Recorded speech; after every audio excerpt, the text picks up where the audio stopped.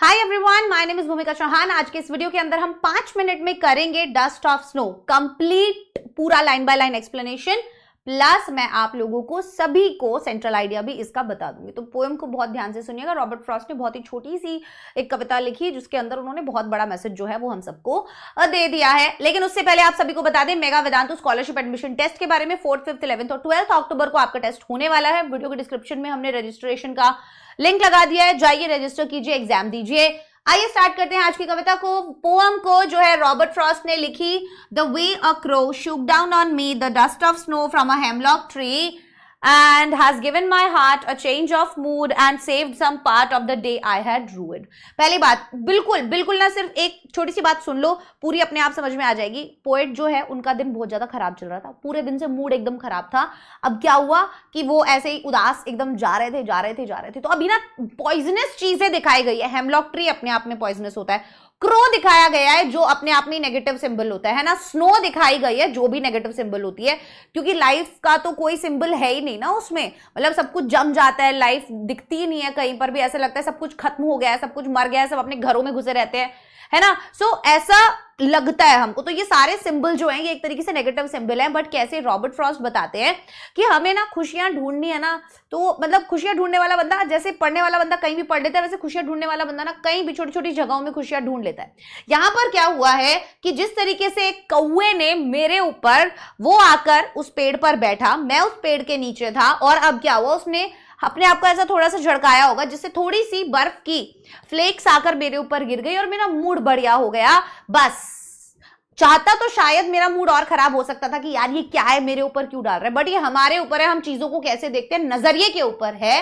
So the dust of snow from a hemlock tree, hemlock एक poisonous tree होता है। तो अगेन ये भी एक सिंबल यहां पर दिखाया हुआ है जो नेगेटिव सिंबल है, पॉइजनस सिंबल है, ठीक है। क्रो भी एक नेगेटिव सिंबल है, बट बता रहे हैं कि कैसे ये चीजें हमने ही नेगेटिव बनाई है, ये भी आपकी लाइफ में पॉजिटिविटी ला सकती है। It is all about perception, ठीक है ना।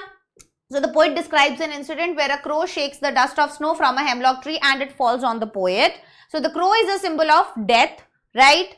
And hemlock tree also associated with death. दोनों ही डेथ के सिंबल होते हैं। अभी जैसे श्राद्ध वगैरह चल रहे होते हैं तो बताया जाता है ना कि कौवे जो होते हैं अगर वो खाना खा जाए श्राद्ध वाला तो बहुत अच्छा माना जाता है। So basically वो डेथ से कंपेयर किया जाता है।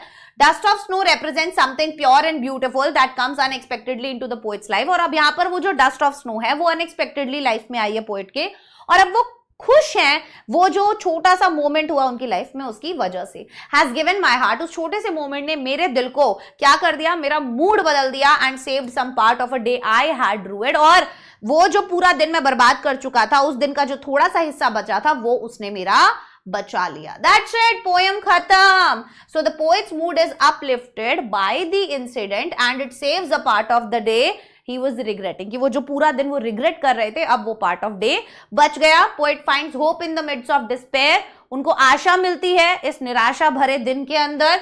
And the dust of snow represents the beauty and purity. Dust of snow क्या रिप्रेजेंट करती है, ब्यूटी और purity that can come unexpectedly in our life, जो अनएक्सपेक्टेडली हमारी लाइफ में कभी भी आ सकती है। It is all about perception, हम कैसे चीजों को देखते हैं, right, and change our mood. So crow and hemlock tree represent death and sadness, जबकि ये दोनों चीजें डेथ और सैडनेस रिप्रेजेंट करती हैं, but the dust of snow brings a moment of Joy and redemption, right. तो हमें ध्यान देना होगा ये छोटी छोटी चीजों पर जब भी हम अपना आंसर लिखेंगे। ये सब वर्ड्स, जॉय, रिडेम्पशन, ये डेथ का सिंबल है, ये सब हमको लिखना होगा, ठीक है ना। So the poem teaches us to find beauty and hope in the unexpected. तो बेसिकली पूरी पोएम जो है वो हमें यही सिखा रही है कि हमें अनएक्सपेक्टेड चीजों के अंदर भी खुशी ढूंढ लेनी चाहिए, छोटी छोटी चीजों के अंदर भी खुशी ढूंढ लेनी चाहिए। हर एक चीज को अगर हम पॉजिटिव नजर से देखेंगे तो बढ़िया ही होगा, मतलब सकारात्मक तरीके से, पॉजिटिव तरीके से हमारा परसेप्शन रहेगा तो सब कुछ अच्छा ही होगा, ठीक है। सो यस, ये है हमारी इस पोएम का सेंट्रल आइडिया। अगर आप चाहें तो इसका स्क्रीनशॉट ले सकते हैं। और ये थी हमारी आज की डस्ट ऑफ स्नो पोएम। मैं आशा करती हूँ आपको समझ में आई होगी, लाइन बाय लाइन इसका पूरा मीनिंग क्लियर हो गया होगा। सेंट्रल आइडिया बहुत इंपॉर्टेंट होता है, हर एक पोएम के पोएट का नाम आपको पता होना चाहिए, प्लस सेंट्रल आइडिया भी पता होना चाहिए। उसकी मदद से आप कोई भी आंसर जो है मतलब आपके एग्जाम में जो आएगा वो आप कर लेंगे। All the best.